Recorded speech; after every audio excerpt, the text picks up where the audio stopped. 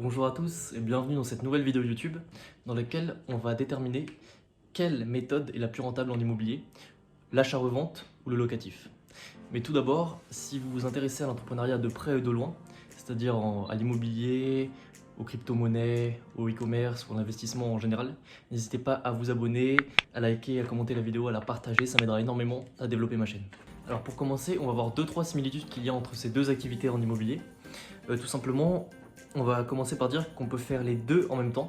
Et c'est même très recommandé, comme on le verra à la fin de la vidéo. On peut faire à la fois de l'achat-revente et à la fois du locatif, puisque toutes les connaissances qu'on va engranger grâce à l'achat-revente, donc grâce à la création de sa société de marchand de biens par exemple, vont nous servir en locatif et inversement. En marchand de biens, on va vraiment acquérir des connaissances très poussées en immobilier, puisqu'on sera un professionnel de l'immobilier. Alors une similitude entre ces deux activités, c'est qu'on peut en faire notre activité principale. Donc par exemple, si on fait de l'achat-revente, on peut créer notre société de marchand de biens, et donc on sera vraiment un professionnel de l'immobilier. Ou alors si on fait du locatif, on pourra vraiment faire de l'investissement immobilier notre activité principale. Donc c'est-à-dire qu'on sera rentier entre guillemets, on ne fera que de l'investissement immobilier à temps plein. Donc voilà, ça peut être une activité principale ou une activité secondaire dans les deux cas. Et ensuite, une autre similitude entre ces deux activités, ça va être qu'on va rechercher des anomalies de marché, donc c'est-à-dire des biens en dessous du prix du marché, donc en termes de prix au mètre carré.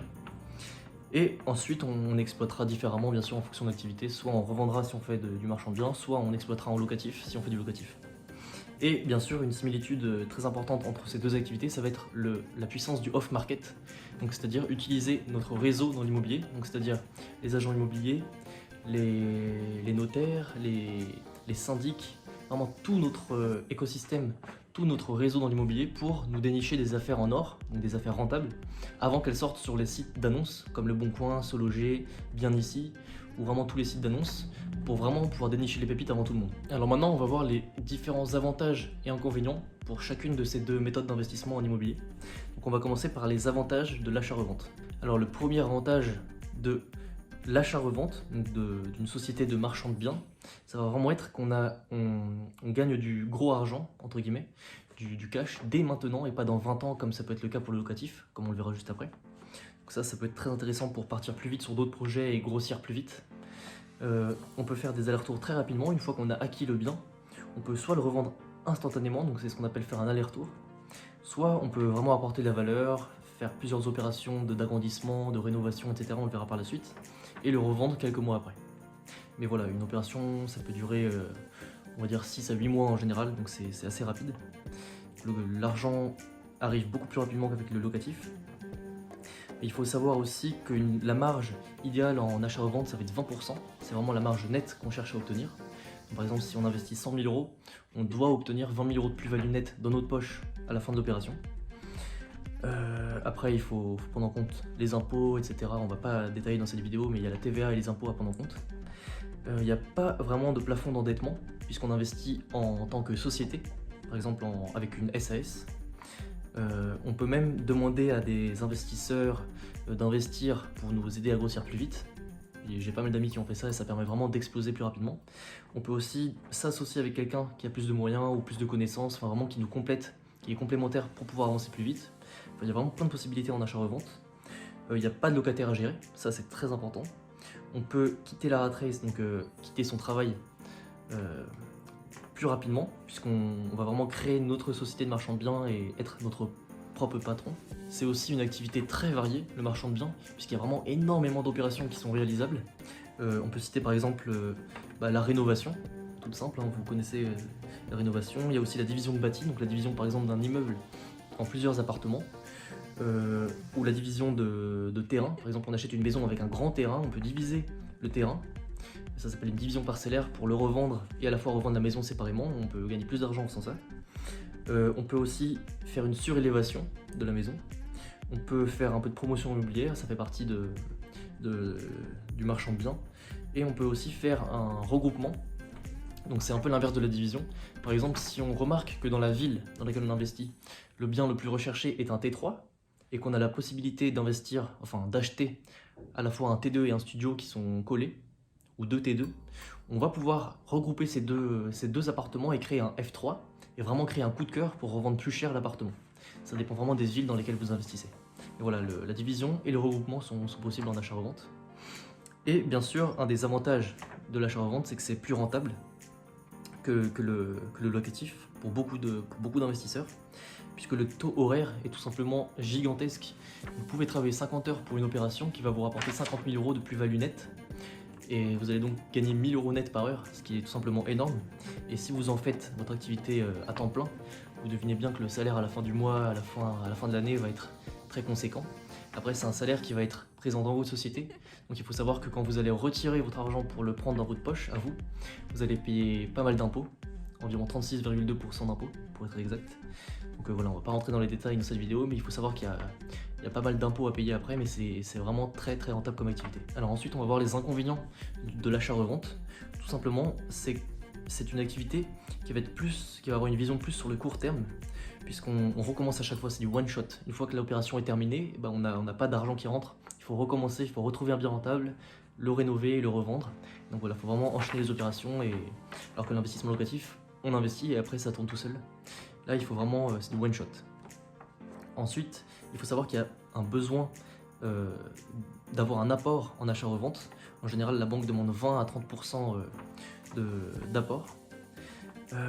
Il faut savoir qu'on est un professionnel de l'immobilier, donc on va avoir plus de responsabilités, plus de risques, et il est donc nécessaire de bien s'assurer quand on est marchand de biens, avec par exemple la responsabilité civile professionnelle, RC Pro, etc. Donc il y a plus de risques au niveau de la trésorerie, puisqu'il faut gérer les imprévus, il faut très bien gérer la trésorerie, il faut faire attention aux requalifications. Par exemple, si on fait un petit peu d'achat-revente en nom propre au début, il faut vraiment l'éviter parce qu'on risque une requalification en marchand de biens, et là on va vraiment être imposé de partout. Donc il faut vraiment éviter ça. Il y aura pas mal de pénalités dans ce cas-là. Il faut réussir à revendre, bien évidemment, parce que si vous rénovez, que vous avez payé le bien, que vous avez payé les travaux et que vous n'arrivez pas à revendre à la fin au prix que vous voulez, vous risquez de descendre le prix et là de perdre de l'argent, donc il faut vraiment réussir à vendre, c'est aussi un risque. Donc il faut un marché liquide, il faut un marché en général des villes cotées, des villes où il y a vraiment beaucoup de ventes, beaucoup d'achats de biens immobiliers.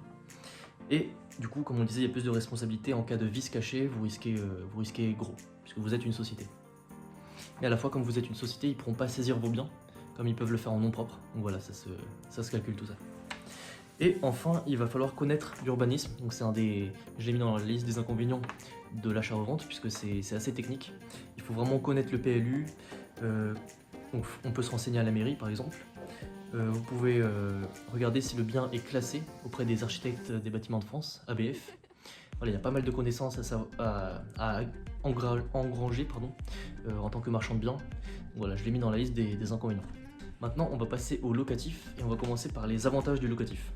Donc pour commencer, il y a il y a vraiment énormément de possibilités d'exploitation en locatif.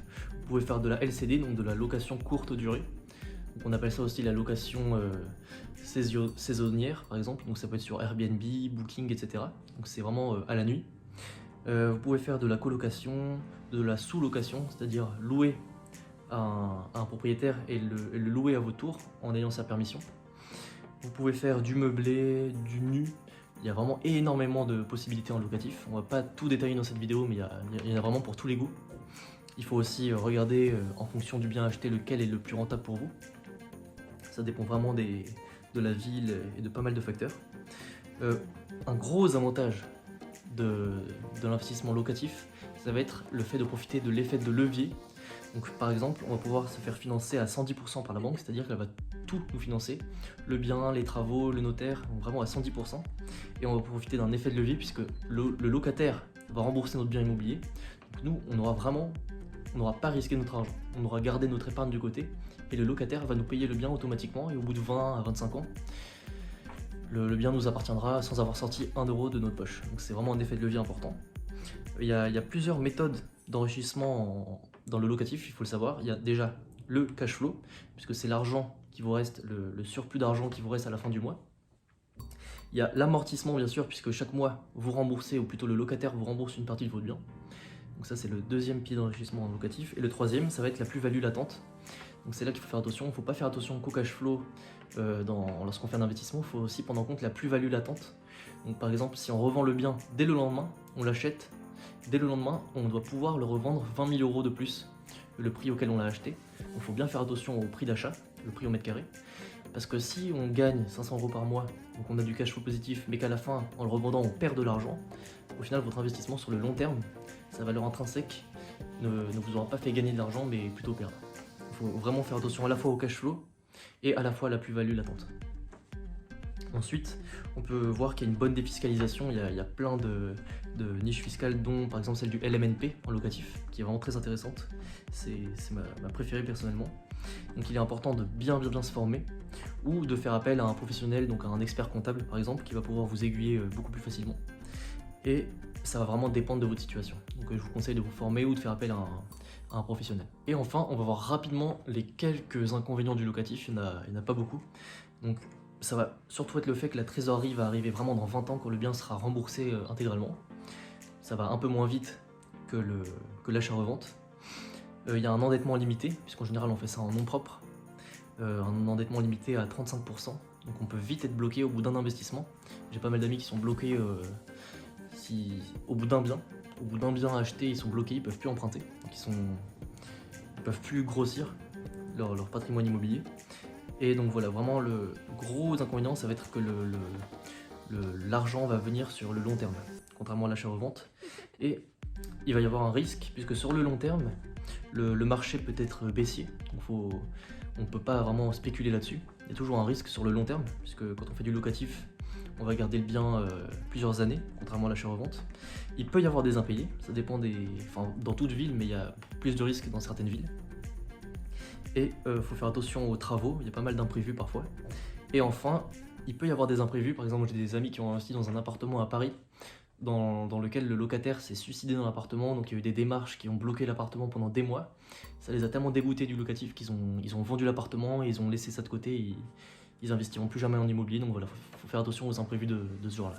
Et donc, pour conclure, quel est le plus rentable entre le locatif d'une part et l'achat-revente? En fait, le locatif, ça va vraiment être intéressant pour avoir un complément de revenus sur le long terme et du gros argent dans 20 ans, plutôt quand le bien sera intégralement remboursé. Alors que l'achat-revente, ça va vraiment être du gros argent qui va entrer tout de suite dans votre poche et qui va vous permettre d'enchaîner les projets et de grossir plus rapidement une fois que vous aurez réussi vos premières opérations. Les banques vont vous suivre pour de plus grosses opérations. Donc voilà, ça va vous permettre de grossir beaucoup plus rapidement. Donc le mieux, ça va être vraiment de faire les deux en parallèle. Vous pouvez faire du locatif et une fois que vous êtes bloqué, vous allez pouvoir revendre certains biens en faisant une plus-value pour pouvoir racheter des biens encore plus rentables. Et vraiment, ça s'appelle faire de l'arbitrage, asset arbitrage. Donc moi, c'est ce que je conseille en général, faire du locatif, revendre une partie des biens, et puis en parallèle se former sur l'achat-revente. Comme ça permet de revendre correctement les biens en locatif. Vous pouvez très bien avoir une société de marchand de biens et faire du locatif en personnel, en nom propre à côté. Vraiment, ça dépend de votre situation et de ce que vous préférez. Si vous voulez du gros argent et grossir maintenant, mais c'est beaucoup plus risqué. Ou alors plutôt un complément de revenus en nom propre. Voilà, il y a plein de solutions. Donc ça dépend de ce que vous aimez. Donc voilà, je sais que c'est assez frustrant, je suis comme vous, il n'y a pas vraiment de réponse à cette question, il n'y a pas vraiment de plus rentable entre ces deux méthodes, ça dépend de vous, de ce que vous voulez faire. L'argent rentrera, ça dépend, tout dépendra de la méthode que vous avez choisie, soit dans quelques mois, soit dans quelques années. Vraiment, ça va dépendre, mais je vous conseille toujours de vous former et de faire appel à des professionnels pour vous conseiller, à des experts comptables, à des fiscalistes, etc. Et donc voilà, c'était tout pour cette vidéo. N'hésitez pas à me poser vos questions en commentaire, à me dire quelle méthode vous préférez vous en fonction de votre situation. Et sur ce les amis, je vous retrouve dans la prochaine vidéo. À très bientôt, c'était Antoine, ciao.